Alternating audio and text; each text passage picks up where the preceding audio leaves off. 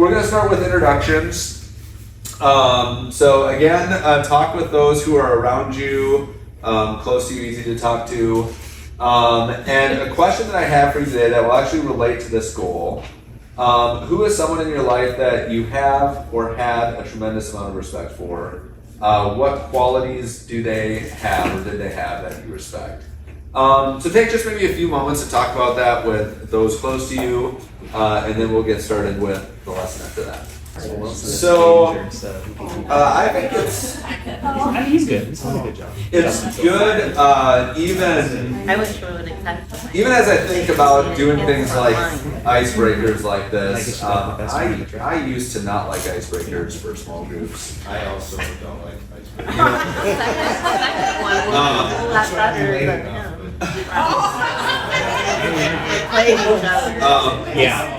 Yeah, he's good. He likes tries to be laid enough. Becky over years kept telling me, you need to do icebreakers, you need to do icebreakers. I don't like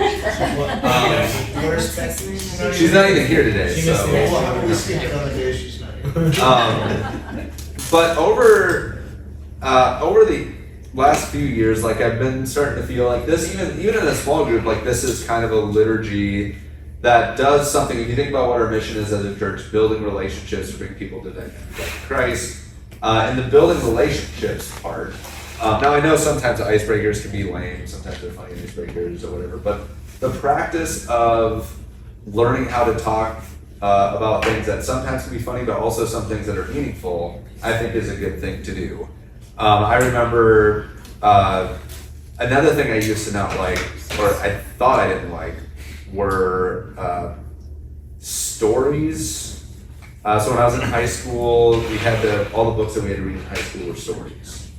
And I couldn't stand it. I would try to read the stories, I couldn't remember the characters, the names. And so because of that, I didn't read a book in high school.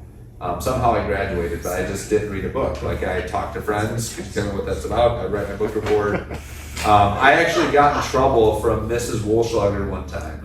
Now, her son was my best friend in high school, so I've been over to the house a lot, but she taught English. And my senior year, I wrote a paper where I didn't have time to talk to people who read the book. But I had to write a book report. It was due that day, and I went to the first page, and it was so bad. One of the things that we could do was write a satire, and from what I knew about satire at the time, like I could just do something that was ironic. And I read the first page, and my paper was just trying to be funny, the opposite of everything that happened on the first page. It was awful. She knew I didn't read the book. And so I turned in the paper, come back next week, and she was going around where she was handing the papers back. And when she got to me, she had the paper in her hand, and she tucked it under her elbow and kept going by. She handed everyone else's paper back with me, and she asked for me to stay back after class. Like, this does not feel good. And then when I came up after class, she said, she asked me, did you read the book? Like, and I would never, I tried really hard to not lie, but I also tried really hard to not say the truth. Like, Miss Wolschlager, you know me. That's not saying anything. And she said, I'm going to tell you something that I've never told any of my students in 20-some years of teaching. Just buy the Cliff Notes and read those. Just do that. But I never did that. And so I had a lot of struggles with just reading stories. Thought I didn't like reading books. Then I became a Christian. A friend of mine from high school who grew up in the church gave me a book, Wild at Heart, to read. This was actually the first book that I read by John Eldridge, Wild at Heart.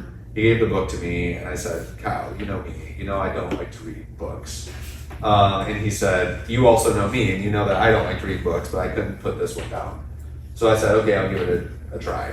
So I started reading the book, and it was true. I couldn't put it down. Like, that was the first time that I found out that I loved to read, because it wasn't a story. Like, I was reading it, and I was learning things about myself, the whole book is about manhood. So I was learning a lot of things about that I hadn't considered before. And the very next book that I read after that was C.S. Lewis's Mere Christianity. And I also loved that. Like I read through that, a lot of things I didn't understand, but I just enjoyed the challenge of it. And for the longest time, I felt like, okay, I like reading, I just don't like reading stories. And it bothered me when I started trying to read the Bible. I loved reading Paul's letters. But then I would go to Genesis, and I liked the creation story. Once I got to around Genesis 4 or 5, I'm like, I'm done with this. It's a story. Right. And I would go to different places. It's just hard for me to remember characters' names, stories, and it was kind of frustrating. And it was in seminary where I had a professor who had kind of some of the similar struggles that I did. But one of the things that he said is, you have to learn to love stories because that's how we get to know each other. And I had never considered that. Why would God give us a story and not just mere Christianity, like a philosophical argument for his existence? Because we get to know each other with stories. So I mentioned, when Becky and I were first starting to get to know each other, our very first date, I asked her out on a date to get ice cream because ice cream is cheaper than dinner. And I was a poor college student. I also didn't want to go to a movie because we don't talk at a movie, so ice cream's good. But the problem with ice cream is it melts fast and you eat it fast, Right. and then it's over. Yeah. So I was like, well, how am I going to make this last? So I decided to take her to an ice cream place in Sioux Falls, South Dakota, which was 45 minutes away from where. So we had a 45-minute road trip to go there. And what we did the whole time was we told each other stories about our childhood. And so when we do things like this, usually stories come to mind when we think about either the people that we respect. For me, like there's many people that I've had that I have a tremendous amount of respect for. And it doesn't mean that they're perfect. Like there are many things I can think about all the people that aren't perfect. One for me is I do feel really blessed for the dad that I had growing up. I don't know, he passed away a few years ago. I don't know quite for sure what his relationship was with the Lord. I know the last couple of years when I'd go over to his house, he'd have a Bible on the table, so I knew he was reading the Bible. But in all of my years growing up, I'm pretty sure, maybe my memory's flawed, but in my memory that I have, I can only think of 2 times that I saw him mad. And one of the times was when I almost shot him with a hunting arrow. Oh, wow. So I didn't even care about that. So I think of that, and that's just a quality that I have a lot of respect for, and I know my kids have seen me mad more than 2 times. So I'm like, I think about that, and I'm like, I want to be more like that. But doing these things is good for us to just kind of reflect on life, and that's a practice that, living in a busy world, we don't take enough time to do. So, and so this gets us into our psalm for today that I think is going to discuss some of our content. Teach us to number our days carefully, so that we may develop wisdom in our hearts. So this is going to be the passage that focuses our discussion. Yeah, that's good. So in goal number 2, I'm going to read a couple paragraphs from this. This will help focus our discussion for today. And also some of the practices that we're going to practice for today. So this is on page 66. Good timing. Yeah, I love it. Mike, hit the record now. Oh, It's okay, this is the time we wanted to start. okay. Yeah. Perfect. So in Practicing the Way on page 66, so John Mark Comer says this: in the 6th century, a monk named Benedict wrote the now famous Rule of St. Benedict, the founding document of one of the oldest monastic orders in the world. In it, he gave this advice to his fellow monks: day by day, remind yourself that you are going to die. How's that for advice? Yeah. Just remember every single day you're going to die.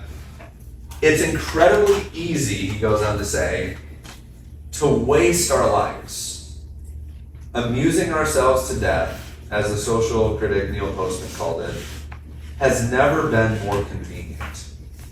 You can disappear into the black hole of Netflix, become a workaholic in pursuit of riches or fame, or simply eat, drink, and be merry in the adult playground of the modern city.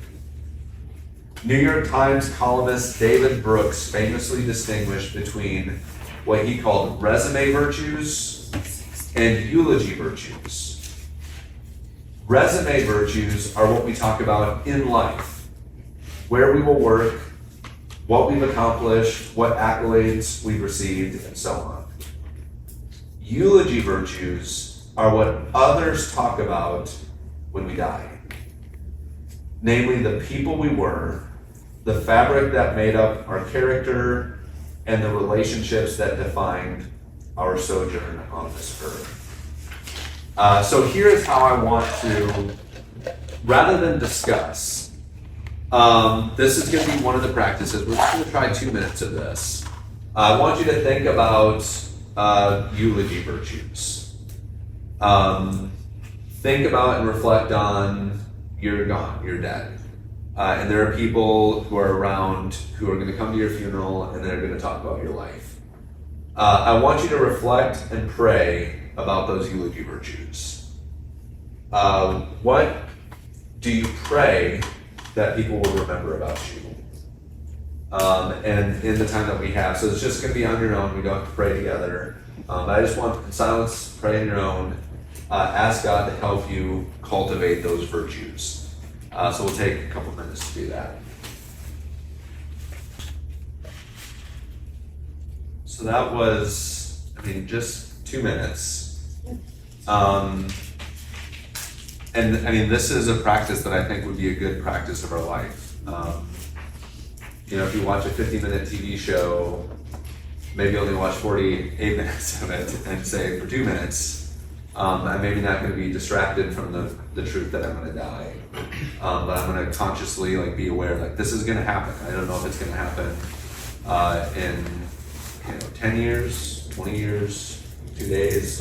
We don't know how long the Lord has given us, and that's always true for any of us.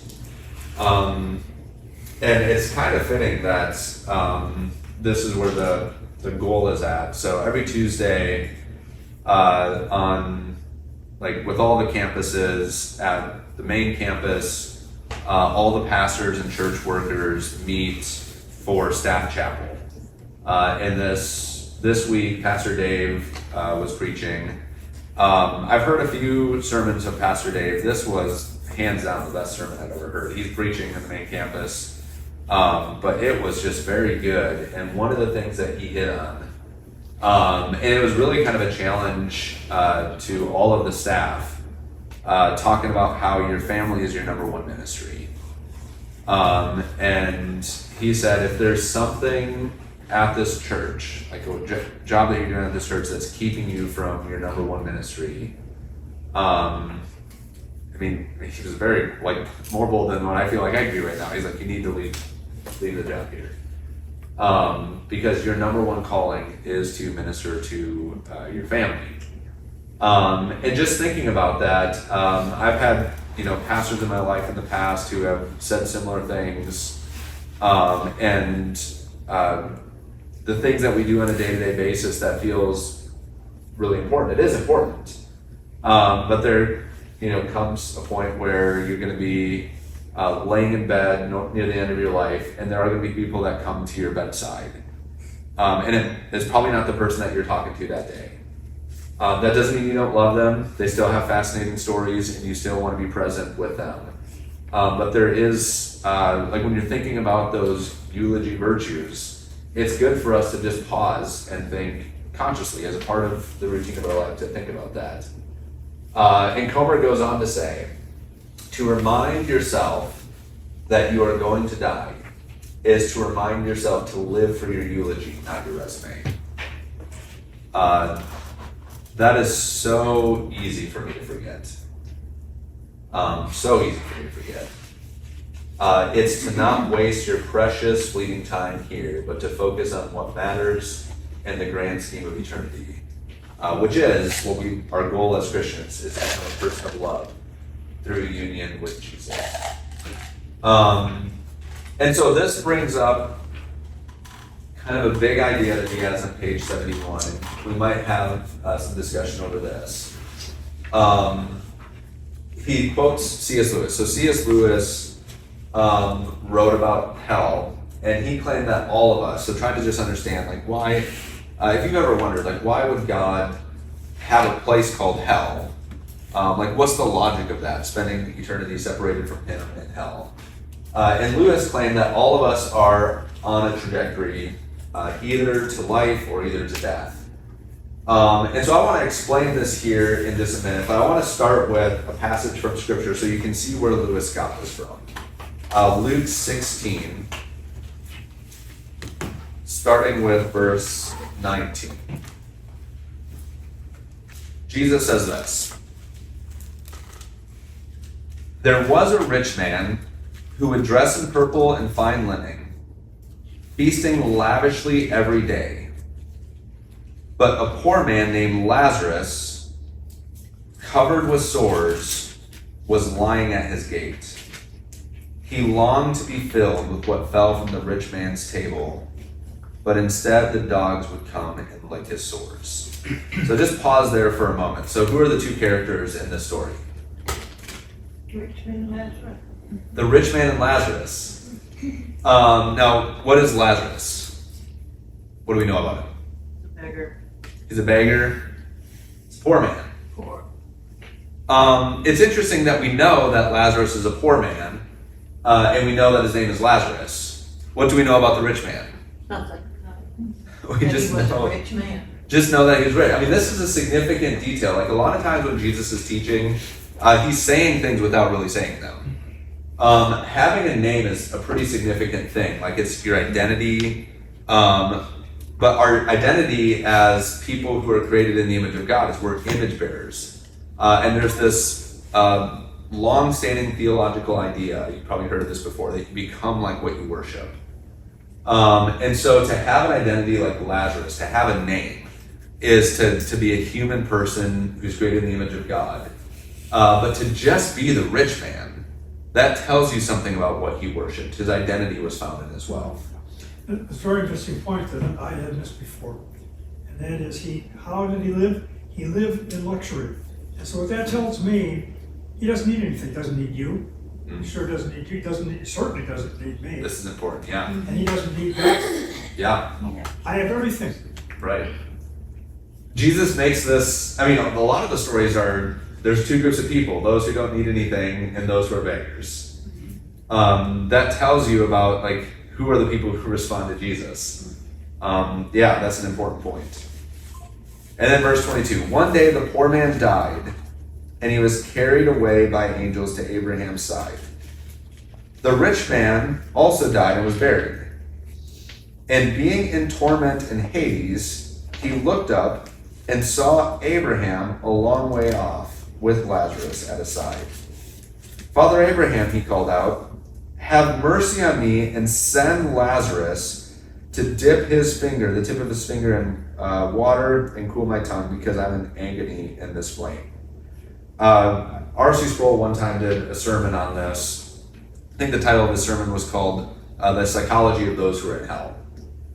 And I mean, this relates to what Lewis is saying. I've heard others talk about this. But it's really interesting. The first thing that the rich man does is he's kind of still bossy. Like, there's no please. It's like, tell him to go get the water. I'm in agony in these flames. So he's really in the flames. But what does the rich man want in this story? Lazarus. Wants relief from his situation. Right. And what is it that will give him the relief? Water. The water. It's really interesting when you, kind of look from a whole biblical worldview, and the prophet Jeremiah talks about how God speaking through Jeremiah, "My people have committed two evils. They have forsaken me," that's evil number one, the fountain of living water. And then they turn to broken cisterns that can't hold any water. So 2 evils there. One is you've forsaken the living water, and he wants water. He's in anguish. But then they've turned to broken cisterns that don't hold any water. That's evil number 2. I think that's similar to what's going on here, where there's something with idolatry. There's a reason why we pursue it. It gives us, we don't have any needs. One of the things that I think makes money such a tempting idolatry is money can also get you so many other things. Like if you have enough money, you can get healthcare. If you have enough money, you can get this. If you have enough money, money gets you a lot of other sub-idols if you just have enough of it. But the problem, money is even a broken cistern. It's part of God's creation that was never meant to satisfy us for all eternity. And so if you keep pursuing that, the first sip that you take, it will feel pretty satisfying. The second sip you take, it'll be 98% satisfying. And it's the law of diminishing returns. Sip 1,000, you're at 50%. And eventually it becomes sort of like an addiction. And that's what Lewis is talking about when he says the trajectories. Yeah. Well, I think it's warning us against the pitfalls of living and being driven by greed and not loving other people. Yes. Yeah, I mean, you see that rap. He didn't care about Lazarus. Yeah. But it's interesting that he never wants to go to the fountain of living water. He wants the water to come back down to his idol. He's still a rich man. And he's frustrated that it's no longer satisfying me. Never once asked to go to the living water. And then verse 25, son Abraham said, remember that during your life you received your good things, just as Lazarus received bad things. But now he is comforted here while you are in agony. Besides all this, a great chasm has been fixed between us and you, so that those who want to pass over from here to you cannot, neither can those from there cross over to us. Father, he said, then I beg you to send him to my father's house, because I have 5 brothers to warn them, so that they won't also be in this place of torment. So, I mean, this is interesting too. You think about the psychology. What is he really saying there? So he's accepted his own fate. Okay, now do this. Save my brothers. Save my brothers. What does that tell you about what he thought about himself? Is past saving? What's that? Is past saving? Yes, so he is past saving, so he's accepted that fate.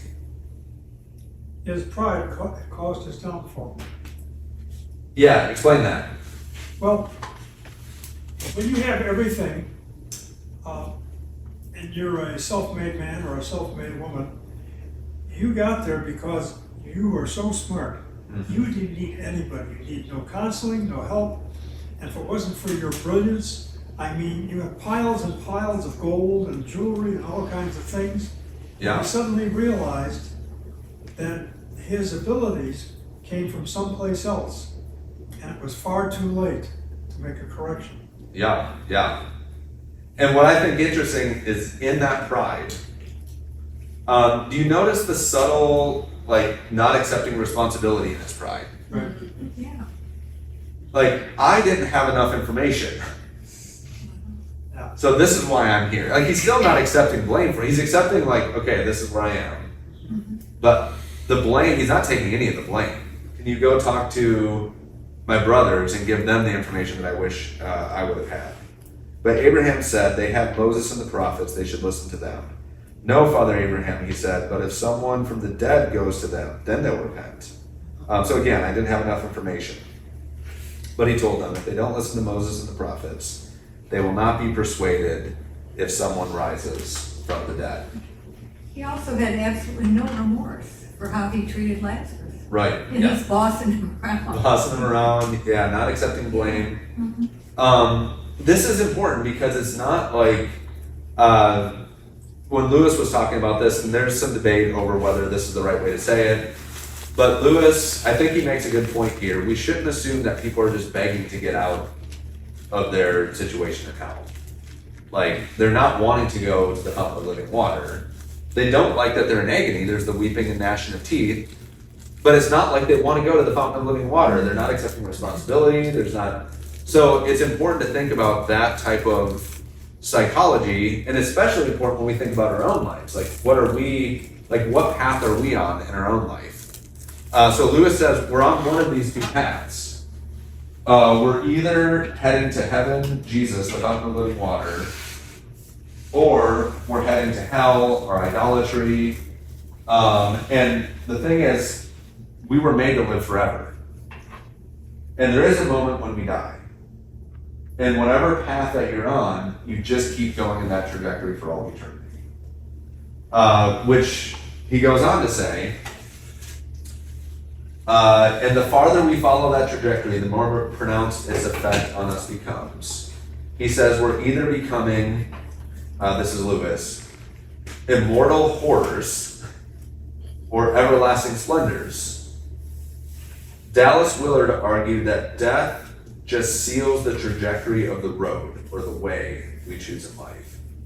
It's clear that some people are living in hell now, while others are living in a kind of heaven on earth now. So that heaven and earth, it starts now. Like, we're not in heaven, we're not in the new creation, but it starts now.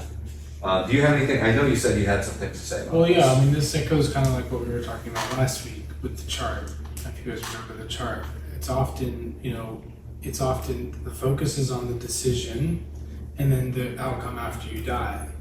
But here is a way of preserving both the focus on the importance of the decision and the importance of the ultimate destination, but tying it into what's happening right now. And so as you think about things like, well, why do we share the gospel? Why do we make disciples? Why do we do missions? Why are we a prolicizing faith? Because there are faiths, for instance, most forms of Buddhism do not share their faith with others because it doesn't matter. Hinduism does not share its faith with others because their theology says it doesn't matter, and as well as other faiths as well. But why do we? It's not just to put people in heaven or hell. When you die, it's to put people in heaven or hell right now. I will read this actually later today, so it ends up being relevant, but it's always important to, I think, remember the Lord's Prayer, like, thy will be done on earth as it is in heaven, like, as above, so below. And I don't understand how Christ could ask us to pray for that if something like this is not true. If there's not some sort of overlap between the spiritual realm and the material realm now, right? The kingdom of earth, the kingdom of heaven is among you, is what Jesus' message is at the beginning of his ministry and throughout as well, but that's emphasis there.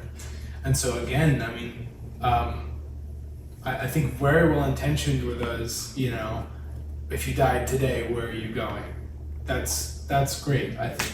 But this is another way of perhaps making that really concrete, because it's supposed to result in lifestyle change, and we actually even see this in the parable. So knowing the basics, it's interesting. Who does he care about Abraham going to send Lazarus to? His brothers. Why his brothers? Family. Why not his brothers? Why not his sisters? So his brothers owned the property. The women didn't own any property. So in his context, his brothers would have been as wealthy as he would. It would have been unheard of for a single person to hold the wealth and the wealth not be held by the family, simply because of where the division of labor was at this point. If you were wealthy, it was because your family was wealthy. And so sending Lazarus to go tell them, especially if we look at the context here, the next passage he's warning about temptations and saying temptations are going to come, but woe to the one through whom temptations come. The teaching immediately is about your lifestyle. And if Lazarus would have gone to the brothers would have had to use their money differently, which is precisely what the rich man did. So I think there's all these depths here and this ties in well with what we were doing last week as well. But there's more to say, but that's probably what I have to say for now. Yeah, that's good. Does anyone have any thoughts on this? I don't want to move too quickly, but I was just thinking that when I was younger and would have the opportunity to interact with an older person, I interacted with folks that were really full of joy and love, but I also interacted with people that were just bitter and angry. Yeah. And I just thought, how sad that is that, you've lived 70 or 80 years or whatever, and you're, exhibiting that sort of behavior. And so and I'm one of those old people now. And one thing I try to think about and remind myself, am I being more loving? Do I have more joy in my life than I used to? Am I more patient? yeah. Do I exhibit the fruits of the Spirit more now than I did younger, when I was younger? That's just my thought. It's good you mentioned the fruits of the Spirit, because what's the second one? It's joy. Joy. So again, remember, the whole purpose of this class is to help remind you that the fruits of the Spirit are results of a style of life. They're not like preconditions to heaven. Yeah. I mean, you do need them. You will know them by their fruit, right? So there's a certain sense in which, like, you do want these things, and they do tell you about something about your heart state. But you can't staple them to a dead tree. But you That's why can't. they're not the means. Right. They are the results of your rule of life. And so I think a lot about, what does it mean if you find yourself, this is something we've talked about already, if you find yourself without joy, your answer is somewhere in your habits and your heart rhythms and your daily liturgies and your rituals, because that's, again, with the quote that we showed a couple weeks ago, it's not that your worldview is not working, it's that it is. And so I think more than any faith, Christianity teaches, Blaise Pascal writes about this. He was talking to someone, Blaise Pascal lived in the 1600s. He was a mathematician. He was a contemporary of René Descartes. He was a fervent Christian. He had a violent conversion experience, and in his jacket was sewn something we found after he died. It was like tongues of fire, God of Abraham, Isaac, and Jacob. And, just this incredible. And he was a poet. Just wrote these amazing things. He said he was talking to someone who said that they don't believe in Christianity because of Christians. You hear this all the time, right? The behavior of Christians. And we think about the stereotype of, forgive me ladies, but like the mean church lady. That's a stereotype, right? Like that is, why is that a stereotype? Because there's some truth in it, right? And so he's talking to someone about, I'm not a Christian, I don't believe in all this stuff, because why are Christians so messed up? And he found that such a bizarre thing to say, because if Christianity teaches anything, it teaches that the human heart has depths and breadths and heights and all kinds of capacity for self-deception. It tells you you're a wretch. it tells you the truth, that you are utterly in need of saving.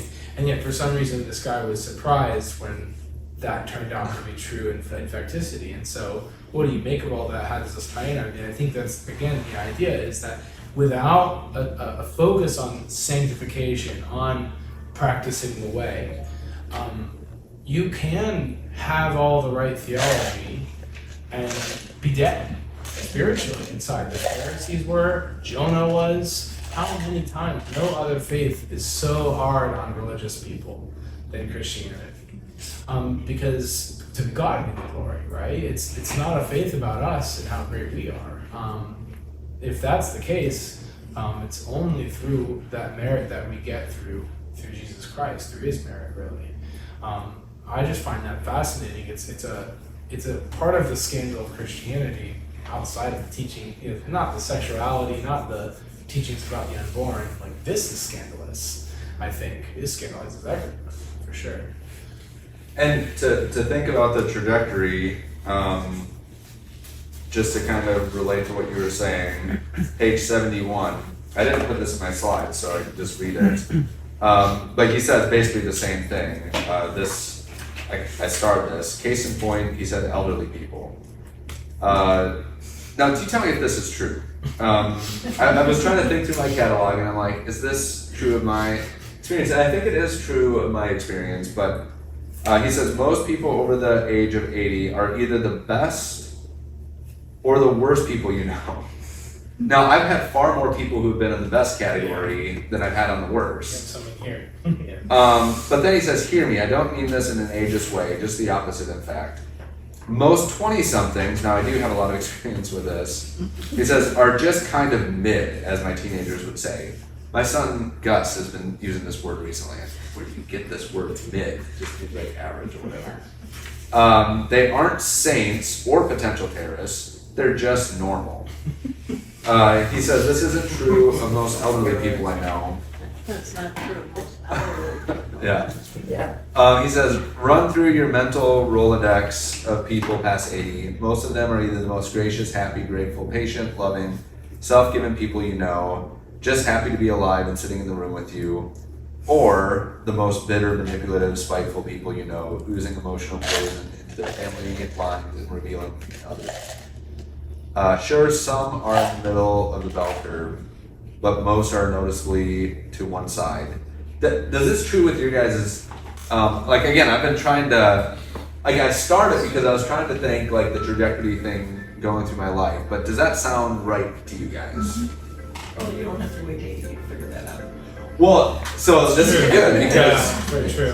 what I find interesting, so I mentioned I have conversations with students, and there's a reoccurring conversation that I have with a number of different students who are frustrated with some other student. And usually there's like a lot of what's coming out of the mouth is a ton of judgmentalism. And usually they're judgmental about how judgmental that person is. And so there's a connection to asking you to think about the people that you respect the most. I usually say, okay, this is interesting. I want you to just think for a moment. They don't think this is about anything related to what they were just talking about. Who are the people that you respect the most? And they'll name someone, and what do you like about them? They're the most accepting. I can feel like I can be myself around them. Oh, you mean they're not judgmental? They know that's the type of person that I want to be, but what's bleeding out of them is the judgmentalism.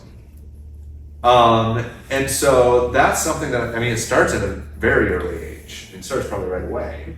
But the earlier we catch it, the earlier we get on the right path and we start doing the types of things that lead us down to having a heart that's not judgmental but loving. Not critical and angry and bitter, but accepting and having patience with people when they do things that annoy us and all this sort of stuff. We just continue on that trajectory. But the question is, how? And we've got to get to this before we're done. So just 2 verses. We will come back to these 2 verses a lot. But the Romans 12, verses 1 and 2. There's not a better verse for spiritual formation that I can think of than these 2 verses. Just in a quick text. Paul says, therefore, brothers and sisters, in view of the mercies of God, I urge you to present your bodies as a living sacrifice, holy and pleasing to God. This is your true worship.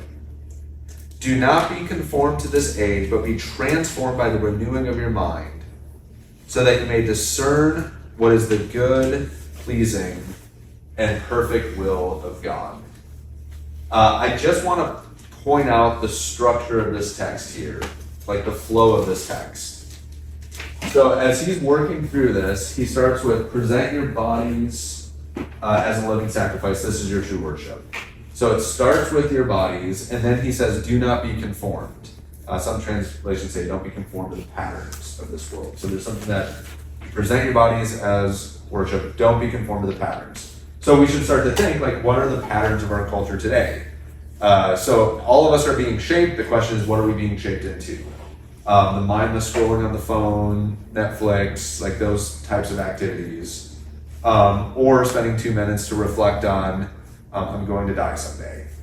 And what do I want my eulogy virtues to be? Like, those are two different patterns that you can engage with. So we start with bodies worship, don't be conformed. And then there's mind transformation. In doing the types of things where you're being still and knowing that the Lord is God. Something's happening up here. Like you're thinking. And I think one of the good things in your thinking to do is start turning those thoughts into prayers.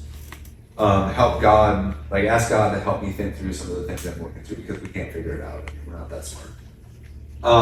And then after going through that process, then by testing, you will discover the will of God. That's another big question that comes up. A lot of Christian students ask this: how do I know what the will of God is? Like, whoa, you're skipping ahead to the last step. Slow down. Start doing this. Present your bodies. Don't conform to the patterns of the world. Like, I'm not surprised you don't know the will of God because, I mean, look at all of your busyness right now. Have time for your mind to be transformed.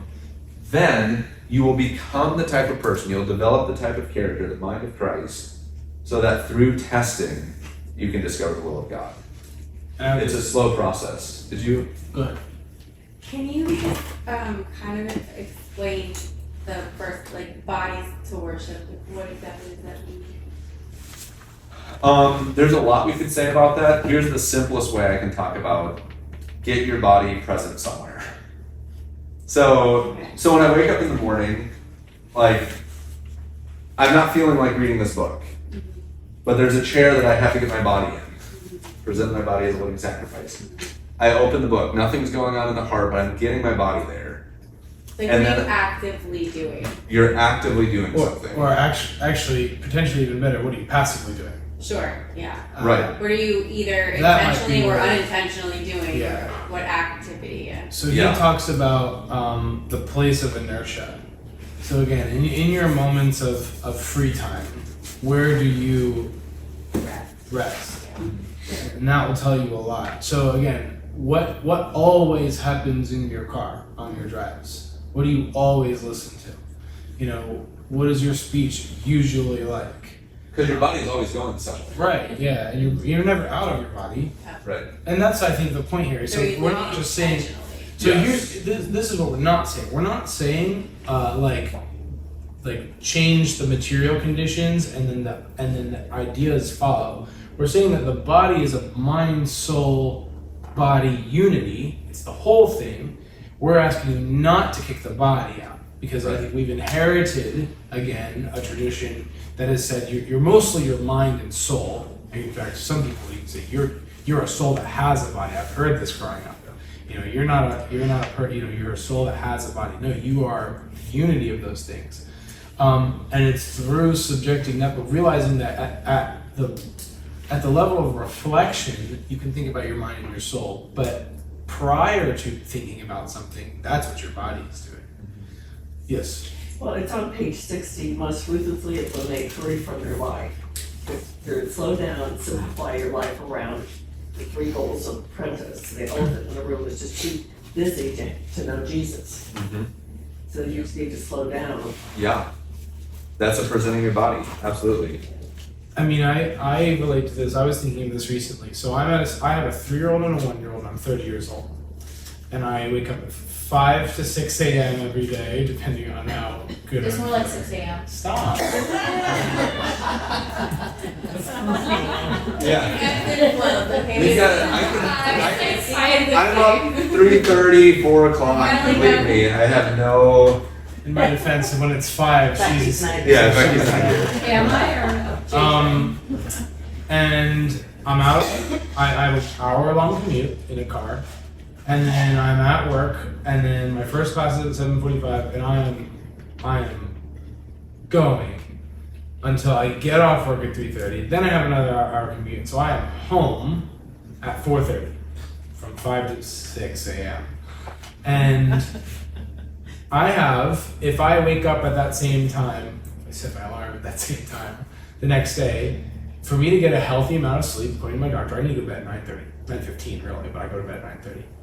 And so 5:30, 6:30, 7:30, 8:30, 9:30 for 180 days out of the year. Okay? 5 hours.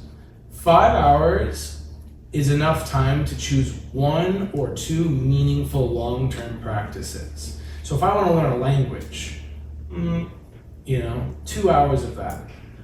If I have to take any work home, potentially all of it, but right? And so you can fit in your life here, okay? I know people are in different spheres of life, but here's my point here. My reducing being so busy can actually help you in a way at times. If you have 5 hours to choose what kind of person you're going to become, that really puts what you put in that 5 hours into perspective. Because if you're working still, this is relevant to you. And if you're retired, I think it's even more relevant to you because you have even more time that is forming you. That thing in that 5 hours better be worth it. I think that's exactly, my family, does my family fit into that time, right? Or does entertainment? That's, I think, something we have to ask ourselves. So there's the intentional piece that you were talking about. And that's so hard for, like, by the end of the day, I'm like, okay, here's my time, but I can't even get my brain to, like, process that. So Well, and so there are things where it doesn't mean like when your brain can't function that, okay, go read a book now. Don't go fill it with more busyness. Yeah. But this is where's your default rest at that point? Sometimes our default rests are in things that are not conforming us into the image of Christ. Yeah. The commute that you talked about, I was on a habit for probably years where when I'm in the car, and I mean, this is a good thing to do, like listen to podcasts or whatever. You could also just listen to music or you could be silent. But I wanted to learn things and I got into political podcasts for a while. And you start listening to those long enough and now there's half of the population you don't like anymore.